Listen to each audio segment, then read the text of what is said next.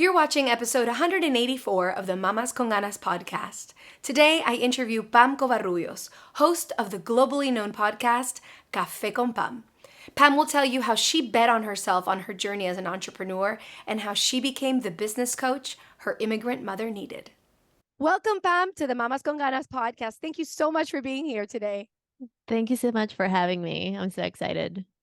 Pam, I've been wanting to have you on the podcast for quite a long time. I think you're one of those, I guess, Latine pioneer podcasters. I mean, you started this a while back. I know we had met, and I wanted you to be on my podcast, but I have to tell the truth because I think, sometimes we have to admit where we can become intimidated. I was really intimidated about contacting you and about asking you, would you be on my podcast? And listen, I'm getting like goosebumps right now as I say that, because sometimes we can get in our way. And I was like, is she going to even say, yeah, we get scared, of like rejection. As I have to say that. Thank you so much for being here. Oh, no, thank you so much. And, I hear that often from other podcasters who are like, I've been wanting to reach out, but I don't know if you were going to say yes. And what I will say is reach out, because when I started, a lot of people said no. So many people, literally. I started in 2016 when podcasting wasn't cool and when people didn't even know what a podcast was. And I did it with a lot of fear, and I was like, well, what's the worst thing they can say is no.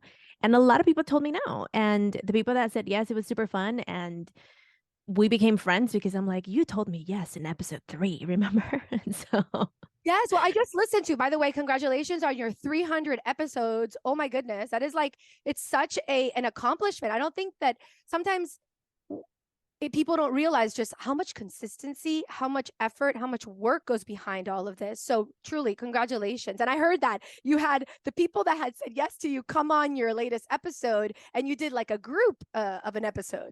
yeah, we did a reunion because when I would reach out to podcasters, unfortunately, there's still, I mean, back then was a little bit more. I think there's less of that competition type of attitude. And because there were so few of us, es como, can I Spanglish? You can Spanglish, yes. Es como, como que back then it was still very like, let me get up there and then I'll decide if I can help you type thing, instead of let's just link up and like push together. Exactly. And so it was really sad at the time. And so for episode 300, I brought the people that said yes to me immediately, without a doubt, without asking me how many people listen to you or how many followers do you have, or really they looked at me for the human that I am instead of for the numbers that are attached to my profile. That's awesome. And first of all, how did you get, how did you have the idea to do a podcast? Where did it come from? I mean, do you come from a family of entertainers? Like, take us back a little, give us a little bit of background, where you were raised and like how this idea of a podcast came to be. Yeah, I grew up in Mexico City. I was born in the US and grew up in Mexico City. So my dad never liked the US. And the moment I was born, I was taken back to the motherland. Oh my, I love and city, by the way. I yeah, love el DF. Me I encanta. live is the best. And so I'm an immigrant. I came to the US when I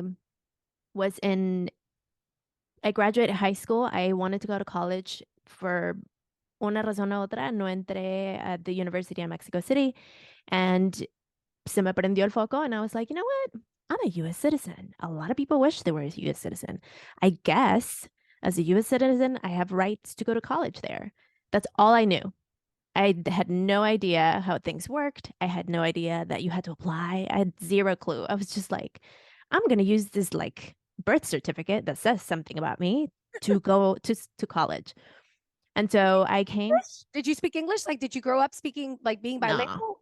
No. I came to the US when I did part of high school in the US, and I was like immediately put in the ESL class. My best friend at the time, she was from Brazil. And so when her and I like met each other at the ESL class, we started immediately speaking English to each other because she was like, I'm here to learn English. And I was like, I'm here to learn English. I don't want people to make fun of me. Like, I hear my cousins make fun of my mom's English.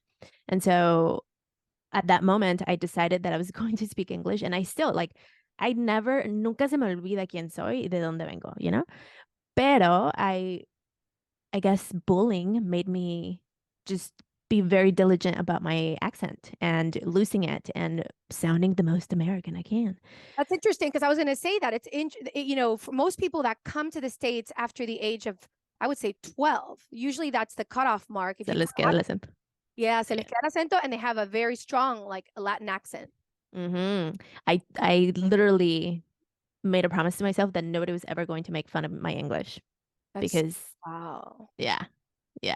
And it's so And funny so talking about language. We always get we always have this stigma, I think, as immigrants of being made fun of no matter what it is that we do with the language, whether we speak Spanglish, mm, or whether we speak only English. And if we consider ourselves Latina and then don't speak Spanish, do we speak Spanish proper enough? It's so funny. We're always giving ourselves labels and so many, criticizing.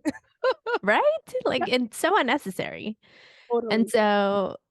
so that kind of was like the beginning of my English speaking journey. Went back, finished high school in Mexico City, did the whole college thing, found a tiny college in the Midwest. And I'd never been to the Midwest. My family's in LA, California.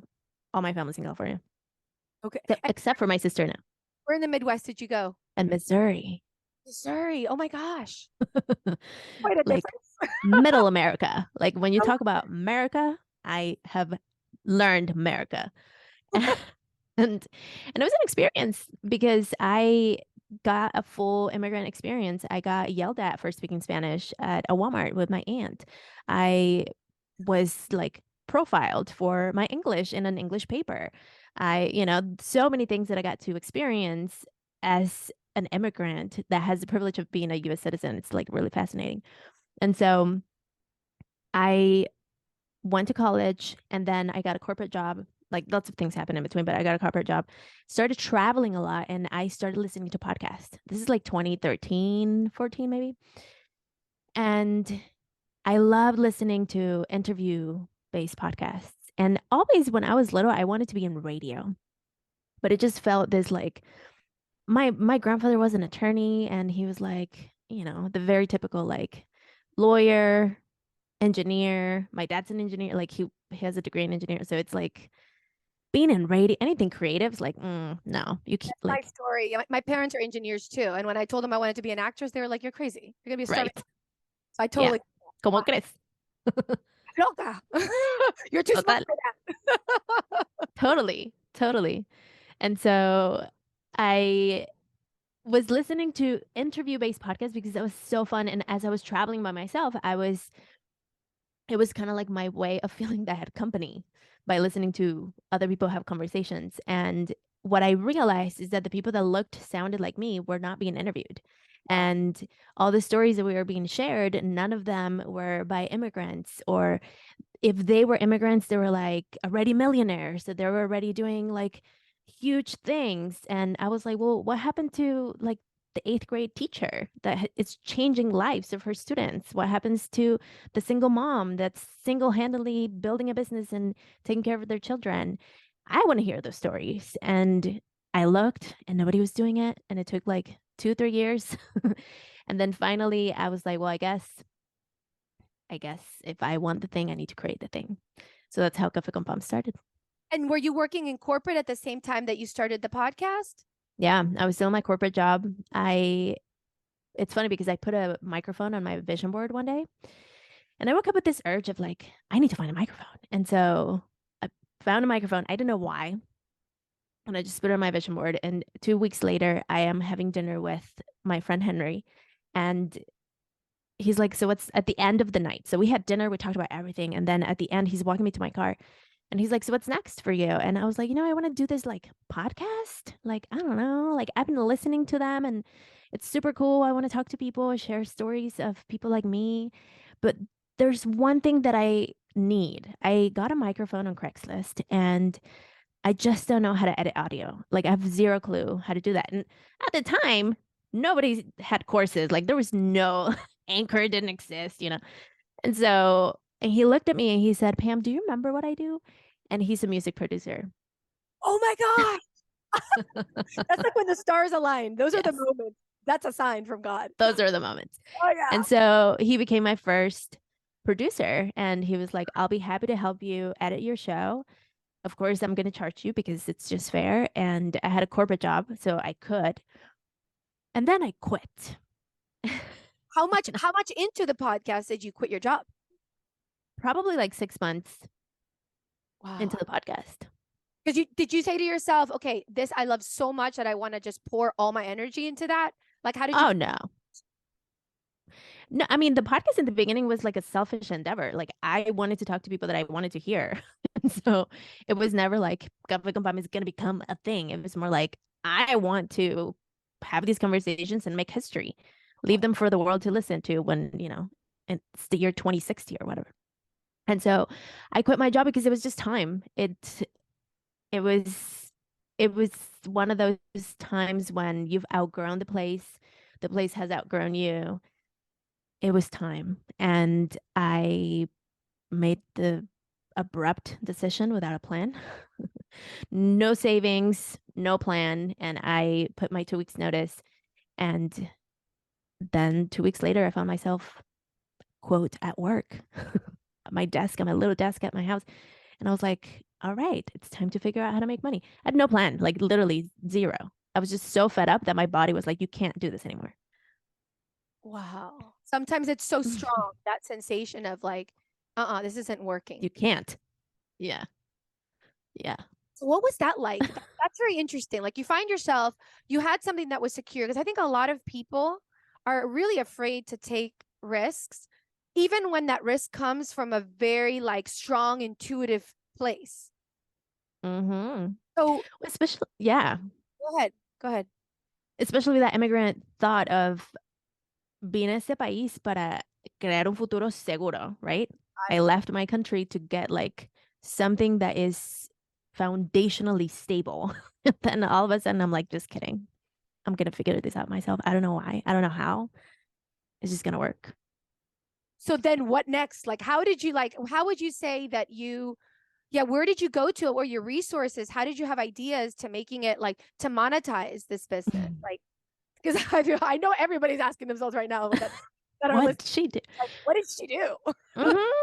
I had enough savings for maybe a month or two, maybe. Okay. And the first question that I asked myself was, what can I do to make money that I don't have to learn? One, what skills do I already have that I can monetize? Two, if I'm going to get another job to bring in some income for the time being, if I'm committing to me making money by myself, it has to be a job where I can leave behind, because I am that person that when I have a job, I like take it home. I'm working like all the time. And so it had to be something that I could leave behind. And it was a really humbling moment. It really was, because I had to decide, well, I'm a designer by trade. And I already had a little bit of some freelance work that I was always doing. I always had a side hustle. And I thought, well, let me reach out to my current clients. Maybe they have more work. And they did, but it wasn't sustainable enough. It wasn't going to completely replace my salary. It wasn't going to replace my salary. It was like When you say designer, are you talking about like a web designer, like that kind of graphic designer. graphic designer? Got it. So I reached out to existing clients, Okay. try to sell them more stuff. And they were like, well, like they had some, but not enough to completely replace my income. And so then I thought about, what am I going to do to make money that doesn't require me to get a job? And I called one of my friends, may she rest in power, she passed away, and she was the manager of a restaurant. And I was like, Lindsay, do you have a job for me? I remember when I was in college, I served. And so I was like, if I go back to serving, it's a stepping stone. And this role is going to allow me to have cash on hand all the time, because I did it before. I know how to do it. I love people. I love interacting with people. And I give it an intention. And so she gave me it was kind of like, I don't know if you've ever worked in hospitality, but those people who work in hospitality is like, there's layers to the roles.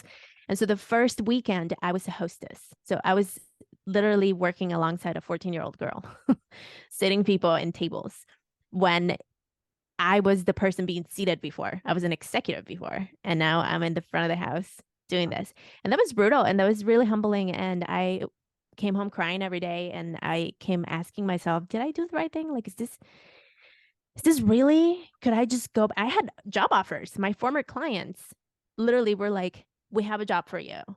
Clients that I was dealing with in my other company, I had offers laid out, and I only had to say yes. And so I really had to believe in myself at that moment and like be very strong.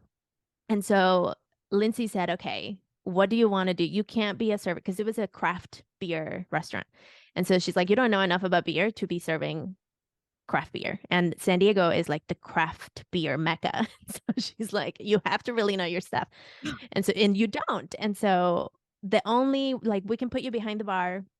And it was like a bar slash coffee place. So I became a barista. But she was like, you have to pass a test. You have to know how to pour a latte. You have to, like, I had Cafe Con Pam, right? So I'm like, I know about coffee. And she's like, no, but you have to know how to make coffee. And so what I did, the 2 weekends that I hosted after my shift, I would go behind the bar and literally sit behind the baristas, and they would get so annoyed. But I would be like, you have to teach me. And I would just like start doing it. And by the next, I did it 4 times for like Saturday, Sunday, Saturday, Sunday. And so the last Sunday, I was like, okay, test me. And I poured a latte, and she was like, well, you could do better, but you got it. So I got upgraded, or I got a promotion to now be behind the bar. And then I decided this role is my networking. I'm a business owner. Now I'm officially a small business owner. And every day that I come to this coffee shop, this is how I'm going to meet people. This is going to be my daily networking, where I talk about what I do. Every single person that pays me, I'm going to imagine that they're paying me for my services, which they were, but like for my business, you know? So it was this like very intentional, like brainwashing that I was doing with myself. And that's, you want to keep going? I have more stories. Yes, no, this is really, no, I think it's fascinating. I'm letting you go because believe me, I'll stop you. But I love hearing this because when I'm listening to this, what I see is the type of mindset. So that the whole Mamas con Ganas podcast is all self-improvement. And one of the things that I talk about constantly are like the thoughts that we have go through our mind. Indeed. And like being so intentional, exactly what you're saying, with what we're thinking about. And so when I'm listening to you, that's why I'm letting you go on and on, because I feel like it's so important for other people to understand like the type of person that you are in terms of like the thought that goes through your mind and the things that you're intentionally putting there is what has gotten you to where you are. What I see is somebody who's focused, number one, on solving problems. I think a lot of people get stuck on, oh, I can't do this. Oh my gosh, I'm not going to pay my rent. And that their entire focus is on the failure and the fear that they have around something, rather than saying, you can cry, like you said, you were crying yourself to sleep, right? And you can like feel the emotions and the frustration and like go through that humbling experience where you're like, shit, yeah, I was the person who was sitting down, and now I'm working next to fit 14-year-olds. But you're doing it with the intention of knowing where you're going, and you have like a goal, and you're the entire time when I'm hearing is like, solution. How do I find the solution to my problems? And I think when we go in that route, there's nothing at the end of the day. Yes, we might fall a million times, but at the end of the day, you're going to get somewhere, because you're kind of prepping, and like you're saying, you're brainwashing. So another question I have for you, I guess, you can keep on going, but I want to know also, where does this mindset come from? Like, where are you somebody who is this coming naturally, or something that was intuitive, or were you listening to books? Were there books that you were doing, or exercises? Because I know that now you're into that whole world, but back then, were you like, what's helping you with your mindset at this moment in time? I mean, I grew up with a single mom, and I got to witness her own self brainwashing when things weren't working. And one thing that she always told us was, you always have a choice. Because when my parents first separated, I didn't have a dad come to like the Father's Day celebration anymore, or like, things that would happen. Like I only had one parent show up. And so back in the day, now divorce is like a little bit more, I don't want to say common, but it's a little bit more accepted. When I was little, it was like, oh, you are that child of the divorced parents. Oh my Yeah, big gosh. stigma. And so it was this like, yeah, like the stigma and the shame that was like placed on it. And so my mom would always tell us, like, you have a choice. You can't control what other people do, but you have a choice of how you choose to feel based on what they're doing. Oh my And so God. if you're hearing people, Amen to that. No, seriously, it's all about perspective. And that's the big 100%. it's such a big power, like to be able to look at something and you can reach two conclusions, Yeah. but you can either reach an empowering conclusion or a disempowering conclusion. And when something's depressing us or making us feel down, all we have to look at is look at it in a different perspective, which I think a lot of people think, well, no, this is the circumstance. I can't look at it in a different way. But there are always different ways that we can look at something. There's always a way. And so I went back to those moments where I was hearing people like my mom's side of the family doesn't like my dad, obviously, for obvious reasons. And so one of the things that my mom never liked was she never once talked bad about my dad to us. And to this day, she like now she gets annoyed and we're adults, so it's a little bit different. But when we were kids, she made sure that she never talked shit on my dad because she was like, regardless of who he is, he's still your father. And so what she couldn't control was the things that people elsewhere would say. And so she would always bring it back to us like, you're hearing these things, but you're choosing how you're feeling about it. And so when I was in this place, I was serving coffee, I was exchanging coins with people. I was choosing to feel deserving. I was choosing to feel abundant. I was choosing to feel like this was my networking place. This is my place where I'm going to meet clients. This is like a free space where so many people come through every day. And what an honor to just like have access to so many humans. And that's how I did it. Love that. I love that so much. You have no idea, because those moments, particularly when they're so hard and you feel like you've gone backwards instead of forwards, I think that the one Yeah. thing that will get you through it is like the correct perspective, like looking at it and making conclusions that actually make you feel like you're going to get somewhere, and like making it feel like it has a purpose, like that moment in your life, no matter how hard it is, if you really like brainwash your head into thinking this has a purpose, there's a reason that this is happening to me, it's life is happening, for me, not just to me, this is going to get me somewhere else, I'm supposed to learn something from this. I feel like if that there's one thing that we can all take away from this experience is that the power of being able to channel your thoughts in the right way and into the right focus. I love it. I love it. Mm-hmm. Okay, so now, Mm-hmm. like, when I know you became like a business coach. You have a membership, a group of Mm-hmm. people that you coach. How did that come about? Um, I and became the coach my mom needed. oh my gosh. And when did you figure that out, that this is where it's going, where it's headed? It's funny because I was serving coffee and I was still doing the podcast. So Henry, to kind of like connect the story, I had to tell Henry like, yo, I can't pay you anymore. And he was like, well, I'm going to teach you how to edit this thing because I think it's really cool. I think you are like sharing really awesome stories. I think what you're doing has to happen. So I'm going to teach you how to edit. And boy, was that hard. Because I audio is not my thing. I mean, I can create images and move pixels all day, but like sound waves is like so hard. And with my ADHD brain, it just like does not work. It would take me like 8 hours to edit 1 hour episode. It was too much. And so, but I did it. I still did it. I took breaks, and like there's gaps in Cafe Con Pam where like maybe 2 weeks I didn't publish because I just needed that.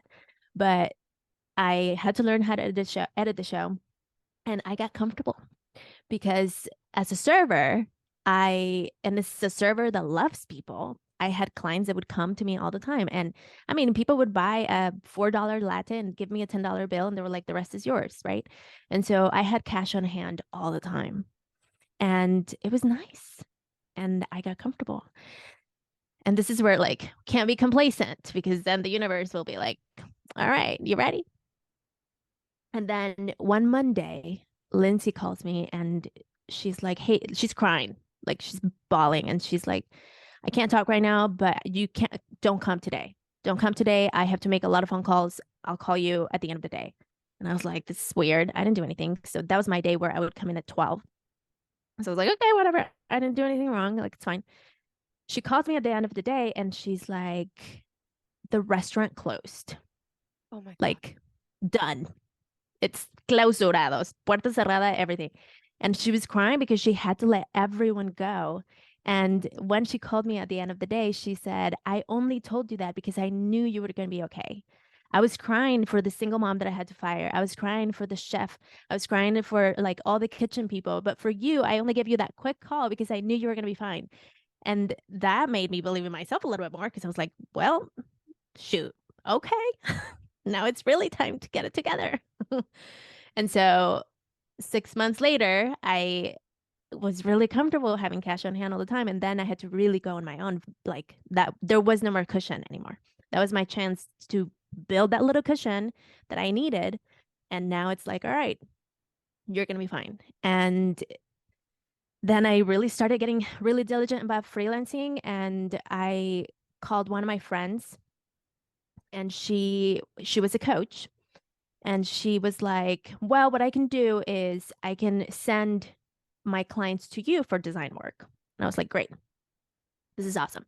And so then she started kind of like feeding me more design work. And one of the things that my former boss told me before I left was, if you really are serious about working for yourself, you need to invest in yourself.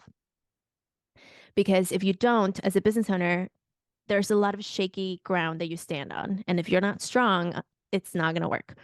Absolutely. And so I really like, I got to witness it because I was working, I was his right hand when I was in corporate. And so I got to go with coaches that he was hiring. I always was in the masterminds that he was a part of. And so I really kind of like remembered how impactful that work was. And the moment I could get a coach, I got a coach. And I still couldn't, I wasn't paying myself. I was just paying the bills and the coach.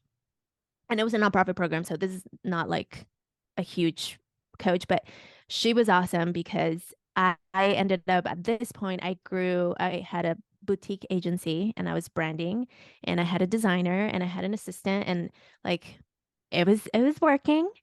And I became a creative director because I realized that my brain is not one to move pixels all day. I need to do fun things. I need to talk to people. I need to engage and Oh my just gosh. have much more You said interaction. acquire. Me too. I'm like, yeah, Yes, it's like there's only so much like technical and like just task oriented stuff I could do before I just go nuts. for sure. For sure. So I became the creative director and talking to my coach, I was telling her all the things that I was doing. We were working on growing the business. And she said, you know what, Pam? You can call yourself a creative director. You can call yourself a brand strategist, but really how you tell me that you work with people, you're coaching. You're coaching. And I was like, no, I'm not a coach. Like, I live in San Diego. San Diego is the mecca of personal development. Everyone is a coach. Like, I'm not a coach. Like, no, thank you. I'm a creative director. And I didn't know, by the way, that you're saying it's the mecca of personal development. That's really funny, actually, because I'm trying to. Well, we're applying, but my kids are gonna do, the older ones, a Tony Robbins, hopefully, workshop over there in in San Diego, and I did leadership academy in San Diego over. That's so funny. I'm telling you, It it's is. the mecca. And so, I was like, no, I refused. And she was like, I really think you need to look into it because the work that you're doing with your clients it's branding work and it's, you're building their brands and you're going deeper with them. You are asking really thought-provoking questions. You are like, I see you as a great coach. And I'm like, ugh, I don't want to do this. And so I was fed an ad like soon after that for a coaching school. And I was like, oh my gosh, is this a sign or what is this? And Linda Garcia, who was on your podcast, was on my podcast recently, and it reminds me of her story because she was also kind of pushed into like the finance world. She was like, "What? No, I don't want to do finance." Kind of like what you're saying right now. Sometimes we're right. the universe pushes us to do like things we're like, no, I don't want to do that. And it's kind of, we're given signs that that's where our direction's supposed to be in, but we're just like, no, no, no, I don't want to do that. Right. Like, no gracias. And so I talked to the coaching person, the enrollment person, like 3 times. It took me like a year to decide. And finally, I enrolled in the life coaching school. It's great. Now I'm one of their instructors, which is awesome. Like, it's one of those like full circle moments. Would you mind And sharing the life coaching school that you went to? yeah, it's Lumia Coaching. And I I did it. I fell in love with coaching. I was like, oh, I was coaching. I was actually coaching, you know? And so after that, my friend whom I had called that was a coach, she was like, hey, I got this opportunity moving on from this, what I'm doing now. Do you want to take on my clients? Because I think you would be a great coach for them. And she's a business coach. And I was like, oh, I don't know. Like, why is this happening? And so she was like, I think you'd be great. Hablas español. Estas son personas que tienen negocio en español. O sea, que tienen negocios, pero hablan español. Entonces, I wouldn't trust anyone with helping them in their business more than you. So I think you should take this. And so I acquired some clients, and they were like, that's when I realized I became the coach my mom needed, because these were all immigrant women. They were all Spanish speakers. They were all, a lot of them, single moms. They were building businesses. They came with a dream and they just needed support. And so I was like, I got you. That's awesome. And I am such like a big and my mamacitas know I'm all about coaching. Like I have my own coach, and I have coaches for different parts of my life. I have coaching when it comes to my acting career. I have coach for like just in general for my life. I feel like it's so helpful because we all need, no matter how successful you get, you always need a coach. Like we always have 100%. be able to bounce ideas off another person and to see your life from somebody sort of like from somewhere else, another perspective. And what coaches do really well is they ask really good questions that get us to start thinking and thinking and thinking about things that we normally wouldn't think about. Right. No, now I'm all about like same. I have a coaches for everything. Like I'll always spend money on coaches now.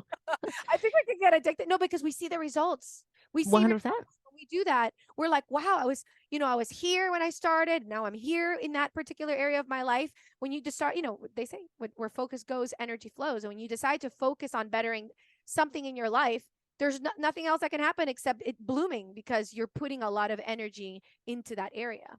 100%. Yeah. So that's how I became the coach my mom needed. Wow.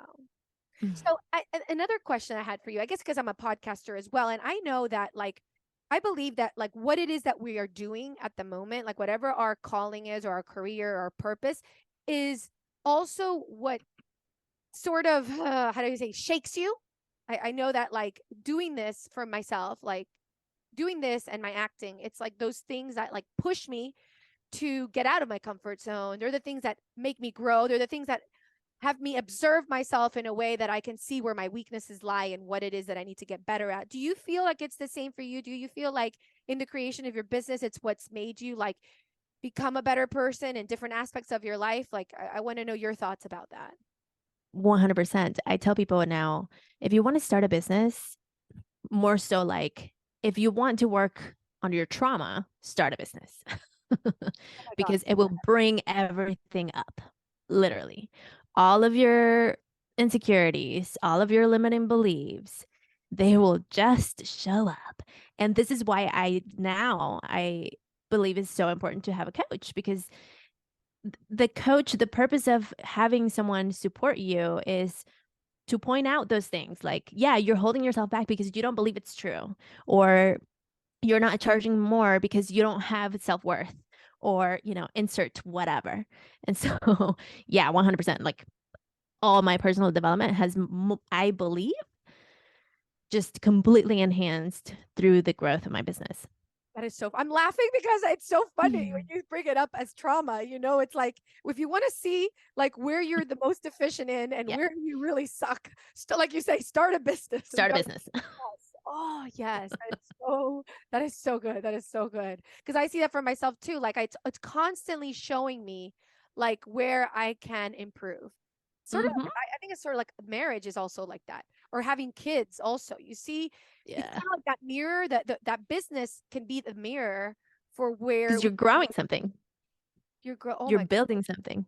absolutely, absolutely. I Yeah. love that. So, where are you going next? Like my curiosity is like, do you have something like, is there a dream? Because I mean, you do so much, but is there a next step? I guess if we were to look forward ahead, and I guess in order to put it out there in the universe to manifest, like, what's the next step for Bum? And where do you see The yourself? next step. Maybe something that scares you, but you're like, it's definitely a goal of mine. I want to have 500 Power Sisters inside the Power Sisters method, which is my accountability and productivity program that I started because of my ADHD, and I realized the power of accountability. And I think having built an ecosystem that's supportive to people is just growing it. That's next. For as far as Cafe Con Pam goes, I want to. Cafe Con Pam is becoming like a media company in a way. And I would love to have a studio to do in-person interviews. That's how the idea originally started. I mean, it's Cafe Con Pam, right? So I wanted to sit down at coffee shops and have conversations, but then I realized soon, very, very soon into doing this, that coffee shops suck for acoustics. And so they're not the best for doing interviews unless you have the right equipment. And, when I was starting out, I had a Craigslist microphone that a rapper used to use, like not at all like the right equipment. And so I think what I would love to see is for more eyes on the stories that I've been sharing for a long time. I which with that I know comes, difference in opinions. I've been getting negative reviews, which is super fun to see because that shows me that the podcast is growing and it's like poking feelings, which is great. Like that's what we want. And so Absolutely. more eyes, I think visibility this year I'm working a lot on more visibility and positioning more myself as a subject matter. I don't like the word expert, but just like someone who knows about mindful productivity, about using mindset tools, but also I'm an EFT practitioner, which is a very somatic practice. I think it's important to invite people to feel the feelings, and have the tools that support you as you feel. Because one thing is having a tantrum, but supporting you as you tantrum, it's important. And so really expanding on the message that I want to share, which is we can be fun, exciting, do awesome things and take naps while we eat tacos. Why not? I love that. And I love the phrase that you used, or the term mindful productivity. Because I think a lot of times when we think of productivity, it almost can like, I can feel like Mm, so like a word that just drags you down. Like the word discipline. Like I had to really develop a love, in a relationship with the word discipline. Before I would hear it and I'd be like, oh, discipline. It's like so annoying. It's like, do I really, mhm. but now it's like discipline. I hear discipline. I'm like, yeah. It's like it's your powerhouse. It's like, it's a different feeling. And when in productivity can be a word like that for a lot of people, where they hear productivity and they're like, oh, I have to be productive. And like, it just Yeah, sounds so like weighing down. And so when you put the word mindful to it, you're like, oh, I can be mindful. And it all of a sudden the word feels lighter and the word seems funner. I for know it's sure. more fun. My husband always like it's not such thing as funner, but you know what I mean. Um, but I think that's very interesting to do, like with any words that we might have a bad relationship with, but that we know that thing can help us. Adding that other side of the coin to that word can make it lighter and more fun for us, which I think it's so important to be able to have that balance, that yin and yang, when So important. with everything in life, whether it's our business or whether it's like the tasks that we have to do as mothers that might not be so fun. Mm. Anyway, Yes. so love it. Love it. Oh my gosh. We could go on and on, but thank you so much for the podcast episode. I think Thank you. a lot of like golden nuggets and the things that you talk about. I know that for you, the best is yet to come. I can't wait to like see you in your trajectory as you like continue to expand and grow and do all those beautiful things that you set your mind to do. Please tell everybody where they can get coaching from you and join your membership and your group of people that are getting coaching from you. Thank you. Yeah, you can find me on the socials at Cafe Con Pam podcast. I am at Covarrubias, which nobody can spell, but it's fine. So just search for Pam Covarrubias, which also people can't spell, but it's just Cafe Con Pam podcast. That's where you can find all the things. And powersisters.club. That's where you learn more about Power Sisters. Wonderful. And also you'll get all of Pam's links, Mamacita, on mamasconganaspodcast.com/184. So go join her group of wonderful people, like just making it happen. And thanks again, Pam, for being on the podcast. Gracias a ti. It was a pleasure. Besitos. Hey, it's Valentina Azara. I hope you enjoyed this podcast episode. Thank you so much for liking, sharing, and subscribing to our motivational channel. If you have any questions or comments, visit our website at mamasconganaspodcast.com or follow me on social media at mamasconganas. And remember, don't be a mama con drama. Let's be mamas con ganas.